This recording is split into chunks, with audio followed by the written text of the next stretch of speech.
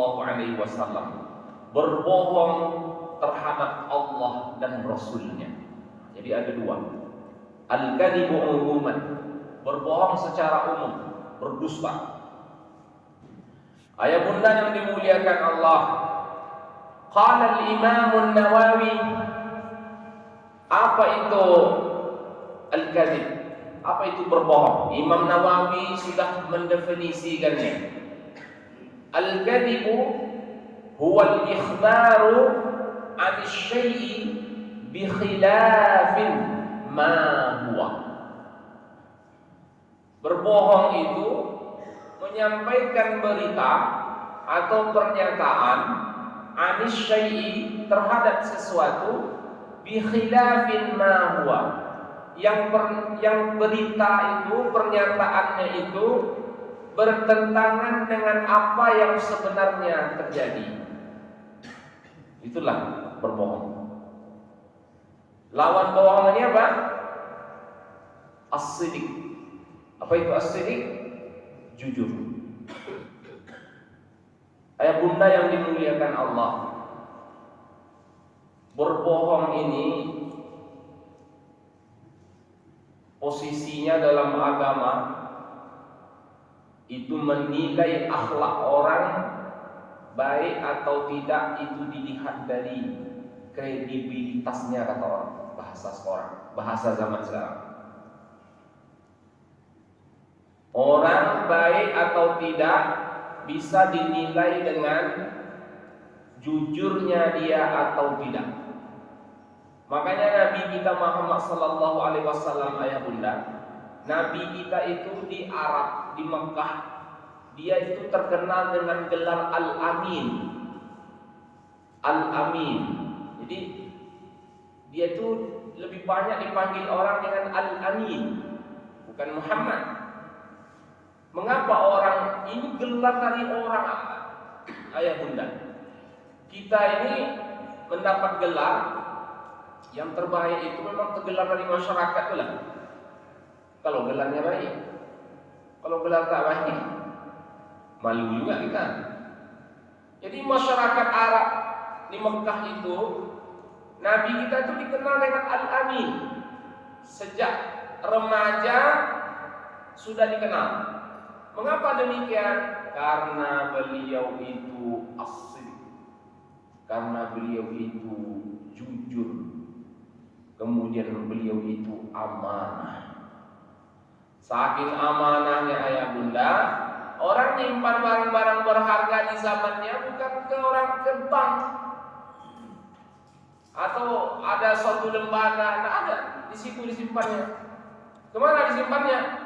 Kepada Nabi Muhammad sallallahu alaihi wasallam. Disimpannya kepada Nabi. Makanya dikenal Nabi itu Al-Amin, dipercaya.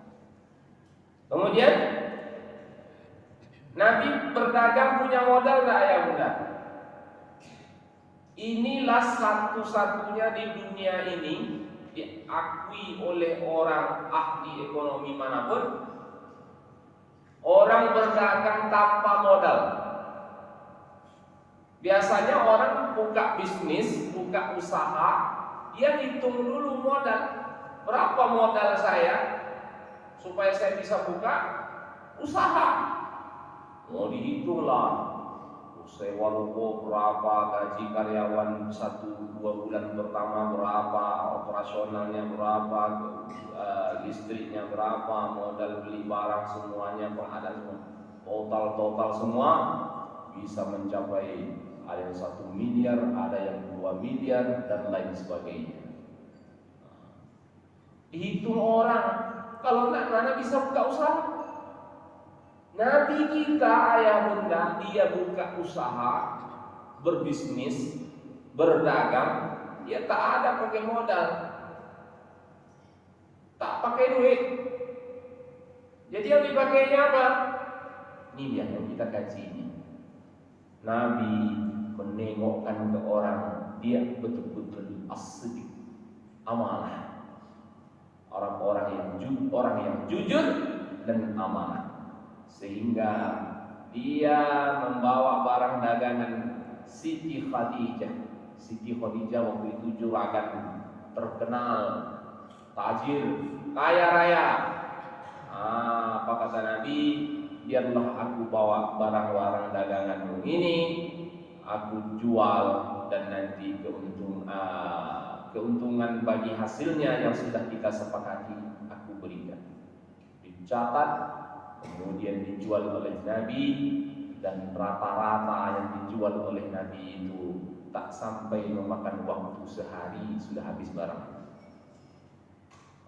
Dikembalikan oleh Nabi, ini hasilnya, ini semuanya, dan ini keuntungannya, ini yang kita bagi. Akhirnya disitulah tertariknya Siti Khadijah kepada Nabi. Jadi siapa yang duluan yang menyatakan cinta kepada Nabi, atau Nabi duluan atau Siti Khadijah duluan? Menurut ahli sejarah, Siti Khadijah duluan. Melalui siapa? Pembantunya, Siti Maisarah. Wahai Siti Maisarah, sampaikan ke paman Muhammad itu, aku ingin menjadi makmumnya. Itu bahasa ini kan. Begitulah. Jadi kadang ada pula orang, awak Ustaz, kalau ada pula kita pula yang duluan, Anda Ustaz. Begitu kan, akhirnya tak nikah-nikah ya. Itu seluruh kita ya. Jadi begitu mulianya sifat jujur itu. Betapa hinanya kalau kita berbohong, berdusta.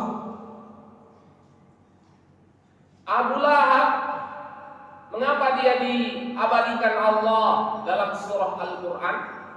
Nama dia Tabbat yada abi lahabin wa tabb.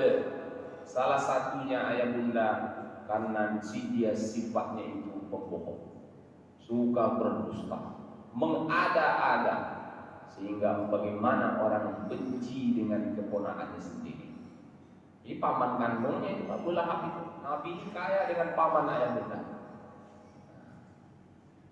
Jadi kalau berbohong, betapa hinanya kita. Kalau jujur, betapa mulianya kita. Jadi jujur ini diambil orang sebagai si penentu diterimanya seseorang di suatu perusahaan untuk bekerja. Jujur atau enggak dia? Nomor 2 posisinya. Yang pertama apa?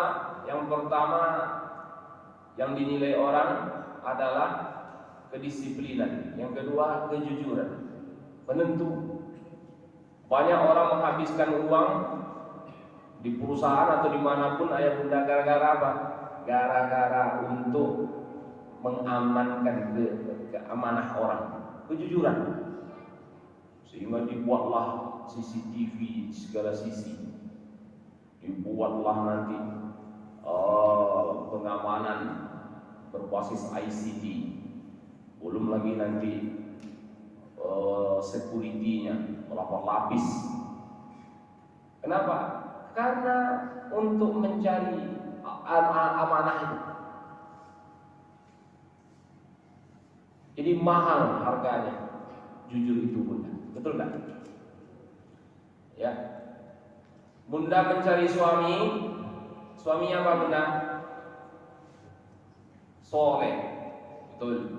Diurai lagi standar solehnya, pasti ada di dalamnya. Ya, suami yang jujur. Awaknya suami yang jujurnya Pak Ustaz. Kalau enggak, payah kami nanti Pak Ustaz. Memang mahal jujur ini bunda. Makanya dibahaslah dalam kitab ini bencana lidah yang membuat kita terjerumus kepada dosa dan membuat kita hidup tak bahagia, yaitu al-kadzib, berbohong. Dalilnya kita bacakan. Pertama surah Al-An'am ayat 144. Faman azlamu mimman iftara 'ala Allahi kadiban liyudillan nasa bighairi 'ilm. Inna Allah la yahdil qawmal zalimin. Surah Al-An'am ayat 144. Faman azlamu, maka siapakah yang telah berbuat zalim? Siapa yang telah berbuat zalim mimman iftara 'ala Allahi kadiba, terhadap apa yang telah dia ada-adakan terhadap Allah, kaziba, berbuat dusta, berbohong. Liyudillan nas bighairi 'ilm. Apa gunanya dia berbohong? Apa gunanya dia mengada-adakan informasi? Maka liyudillan nas, untuk menyesatkan manusia. Tapi dia bighairi 'ilm, tanpa ilmu. Sudahlah dia zalim, mengada-ada, berbohong. Tujuannya apa? Supaya manusia ini sesat. Ingat kata Allah, innallaha la yahdil qaumadz zalimin. Sesungguhnya Allah tidak akan memberi petunjuk kaum-kaum yang zalim. Bapak Ibu yang dimuliakan Allah, jadi apa tujuan orang yang berbohong itu? Supaya kita ini sesat, supaya kita ini tak tahu di ghairi ilm. Kerjanya dibohongi lah kita. Itu zalim. Kemudian surah Al-An'am 150 Allah berfirman, وَلَا تَتَّبِعْ أَهْوَاءَ الَّذِينَ كَذَّبُوا بِآيَاتِنَا وَالَّذِينَ لَا يُؤْمِنُونَ بِالْآخِرَةِ وَهُمْ بِرَبِّهِمْ يَعْدِلُونَ. Jangan kalian ikuti keinginan orang-orang kazzabu, berbohong, berdusta, bi ayatina, ayat-ayat kami. Jangan kalian ikuti. Kalau sudah berbohong, untuk apa kita ikuti lagi ayat benar? Karena kita itu pula lah, berita bohong itu pula lah yang kita ikuti. Allah sudah melarang, jangan diikuti. Jadi ayah bunda, kalau dapat kita share informasi di sosial media, jangan cepat-cepat kita share-nya pula. Oh iya pula, gawat ceritanya. Memang judulnya memang dibuat gawat supaya tertarik cepat orang men-share-nya, membagi informasi tersebut. Padahal itu semuanya kazzabu, berbohong. Ini bohong itu bahasa sekarangnya hoax. Berita bohong, berita hoax, sampah, tak ada gunanya. Ya. Jadi jangan cepat-cepat kita guna, apalagi di grup kita punya grup masjid, grup tertentu lah ya. Orang cepat, begitu cepatnya kita dapat video, langsung potongan video, dapat judulnya membuat kita geram. Cepat pula kita share. Ya, harus kita telusuri baik-baik. Ayah bunda yang muliakan Allah. Selanjutnya kata Allah dalam surah Al-An'am 157, Qul innal ladzina yaftaruna 'ala Allahil kadhib la yuflihun. Katakanlah hai Muhammad, sesungguhnya orang-orang yang mengada-ada, berbohong terhadap Allah, la yuflihun, mereka tak akan sukses hidupnya, tak beruntung hidupnya. Jadi bohong itu memang sudah Allah sebut tak beruntung, tak ada untungnya. Bohong banyak ruginya. Mengapa demikian? Ayah bunda yang dimuliakan Allah, orang berbohong itu pertama dia sudah mewarisi sifat munafik. Akhirnya beruntung. Orang berbohong itu dia sudah mewarisi sifat munafik. Karena orang munafik itu kerjanya kalau dia bercerita idza haddatsa kadzaba. Kalau dia bercerita berbohong aja kerjanya. 10 yang disampaikannya mungkin 1 yang benar. Nah, itulah karakter munafik. Orang yang berbohong berarti mewarisi sifat munafik. Ingat munafik itu di mana letaknya? Innal munafiqina fid darkil asfali minan nar. Orang munafik itu letaknya di kerak-kerak neraka. Di kerak guna. Kalau kita tengok periuk masak, kerak itu di mana letaknya? Paling bawah. Setelah api itu langsung kerak. Nah, situ letak orang munafik. Makanya tak beruntung hidup. Yang kedua, dosa besar. Kalau berbohong, kenapa dikatakan Allah tak beruntung? Karena kita sudah melakukan dosa besar. Akbarul kabair, dosa-dosa besar. Al-isyraku billah, menyekutukan Allah. Wa uququl walidain, mendurhakai orang tua. Wa qatlun nafsi, membunuh diri. Wa qauluz zur. Ada di situ berkata bohong. Itu dia, termasuk dosa besar itu. Jadi jangan remeh terhadap sifat bohong ini. Dosa besar. Kalau dosa besar, tentu azabnya luar biasa. Makanya tak beruntung. Kemudian yang ketiga, mengapa Allah sebut la yuflihun, orang berbohong itu tak beruntung? Yang ketiga, pasti orang tak mempercayainya lagi. Sudah pasti itu ayat bunda. Ya. Jadi kita di tengah masyarakat, kalau kita sudah berbicara, siapa yang menyampaikan Pak? Si Anu. Oh, si Anu. Ayalah kalau beliau memang kayak gitu. Dah hilang kepercayaan orang.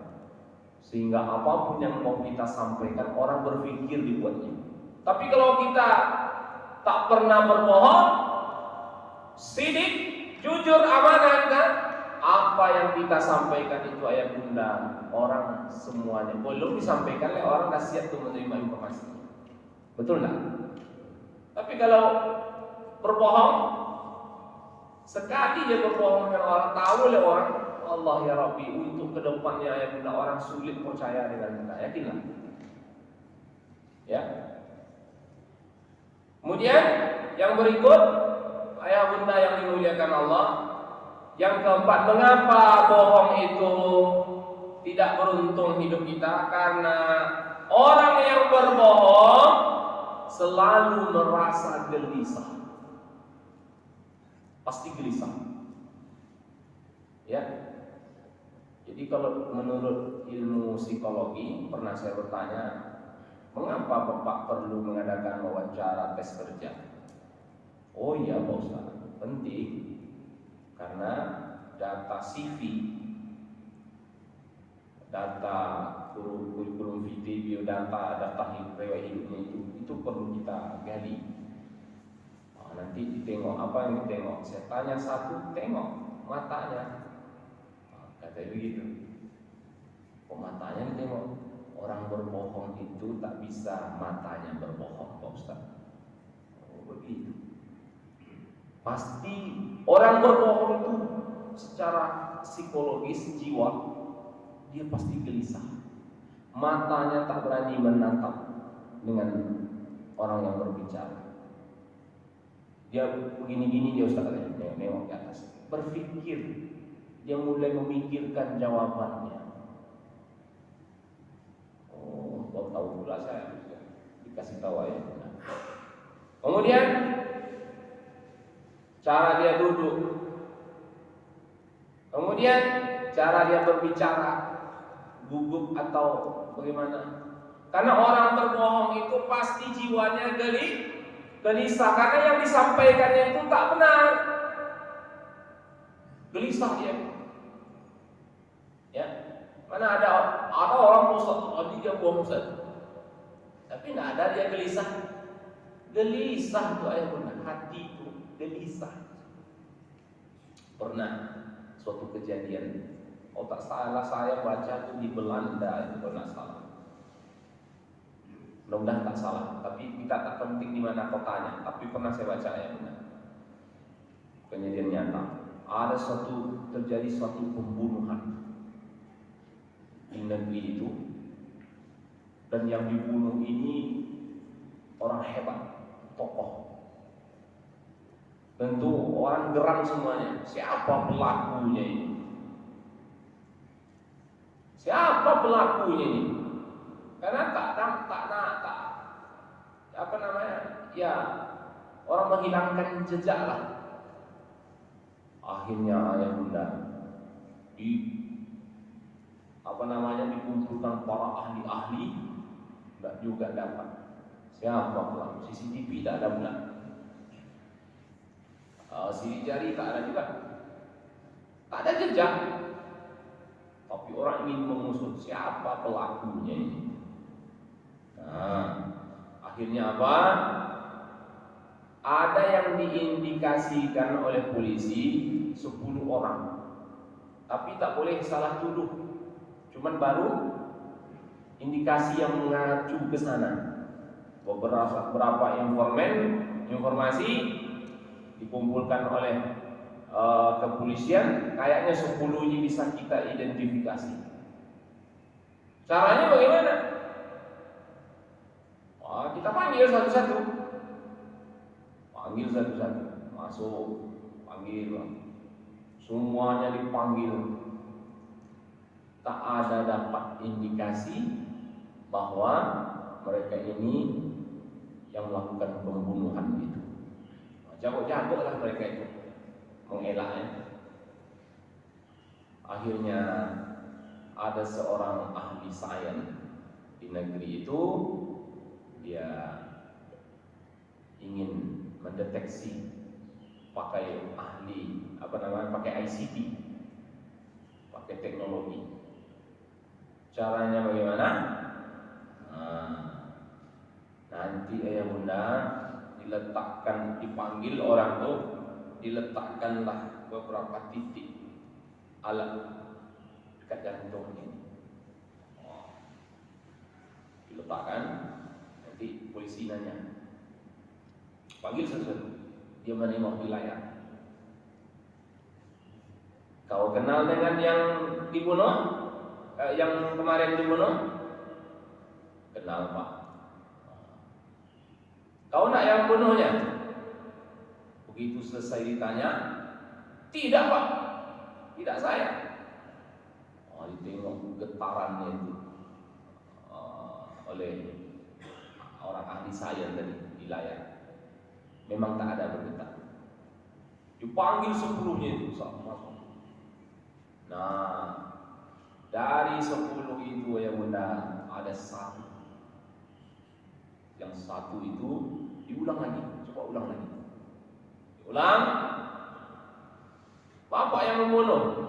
Tidak Pak, saya tak kenal. Tetapi alat tadi bergetarnya luar biasa. Tanya lagi, kenal Pak dengan orang? Enggak kenal saya Pak. Jadi Bapak tak kenal? Enggak. Alat itu langsung menunjukkan getaran yang kuat. Artinya apa ya bunda? Hati tak bisa dibohongi. Gelisah hati ini kalau kita berbohong. Tak bisa. Itu yang dilakukan oleh ahli sains tadi, ya pakar sains tadi. Inilah pembunuhnya. Interogasi lagi semua. Iya, rupanya di akhirnya dia ngaku saya yang membunuhnya. Hati kita ini, karena ada orang yang sudah ahli, karena apalagi sudah disampaikan, kalau kita ditanya orang, maka jangan gini, kemudian jangan gelisah, bisa di setel itu. Kalau orang yang tidak paham, apalagi yang suka berbohong. Kalau orang suka berbohong, tak nampak dia itu berbohong, padahal itu dia itu berbohong. Ya bunda ya. Tapi dia pandai menyimpan. Tapi ingat, hati tak bisa dibohongi. Makanya orang yang berbohong itu tak beruntung hidupnya. Kenapa? Jiwanya gelisah. Kenapa gelisah? Karena dia menyimpan kebenaran.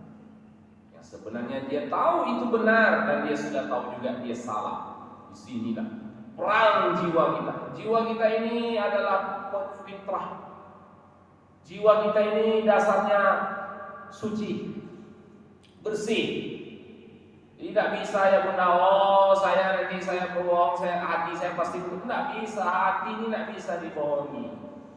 Begitulah hati kita ini ayah bunda yang sudah Allah kasih. Oleh karena itu tak beruntunglah, betul lah kata Allah, tak beruntung orang yang berbohong itu. Kenapa? Karena jiwanya gelisah.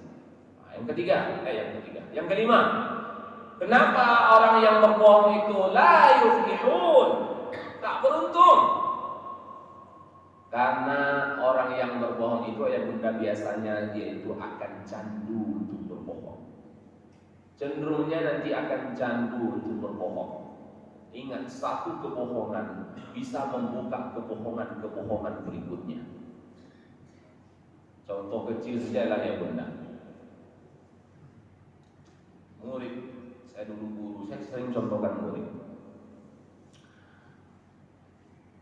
Kemana kamu kemarin nak? Tak masuk.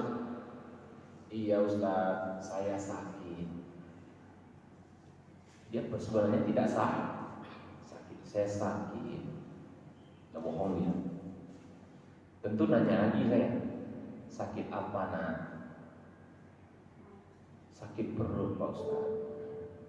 Sakit perut. Udah berapa kali bohongnya? Udah 2 kali.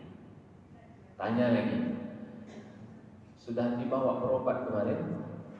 Sudah Pak Ustaz. Udah berapa kali bohongnya? Udah 3. Tanya lagi, berobat kemana kemarin? Klinik atau rumah sakit? Di klinik aja Pak Ustaz. Udah berapa kali? 4 kali. Tanya lagi. Saya begitu detail saja ya. Nanti tahu nanti ini yang tadi bohong atau tidak. Tanya lagi, sama siapa pergi ke klinik kemarin? Mulai dia tuh mikir, sama mama Ustaz. Sama mama. Terus apa kata dokter? Udah bohong, udah berapa kali bohongnya itu aja benar? Udah 6 kali kan? Terus apa kata dokter? Sakitnya perutnya? Nggak tahu Ustaz. Oh, nggak tahu. Nah, mulai panik. Dikejar terus pertanyaan. Terus sudah habis obatnya diminum. Nggak enak hati lagi. Anak menjawab, karena saya kejar terus. Walaupun akhirnya dia berbohong lagi. Sudah Pak Ustaz. 8 kali bohong. Terus sekarang masih sakit perutnya? Enggak Pak Ustaz. Oh enggak. Terus setelah sakit perut di rumah atau kemana? Di rumah aja Pak Ustaz. Tak bohong lagi. Jadi ayah bunda, ingat, satu kebohongan bisa membuka pintu kebohongan berikutnya. Ya. Jadi akhirnya candu nanti itu. Oh bisa nih. Muncul kecanduan untuk berbohong buat alasan. Jadi kalau bunda nanya ke suami itu juga bunda, ayah gitu juga. Jadi orang berbohong tak payah mendeteksinya. Terus dikejar kayak penyidik itu ya. Ketahuan nanti. Karena jawabannya tak logis lagi, udah mulai tipu dia. Nah itu. Jadi kalau orang yang termakan oleh dia orang lain, bisa kayaknya dia dibohongin ini. Akhirnya dia candu. Ya, suka dia. Enaknya. Ya. Kemudian ayah bunda yang dimuliakan Allah, mengapa orang berbohong itu tak beruntung? Karena dia akan menimbulkan masalah baru. Mesti akan ada masalah baru yang akan dia terima nanti. Karena ulah dia berbohong. Pasti itu benar. Ada saja nanti masalah-masalah. Ya. Karena kita sudah menyatakan ini, rupanya tidak. Satu. Nanti ada lagi pernyataan begini, rupanya tidak. Wah, ini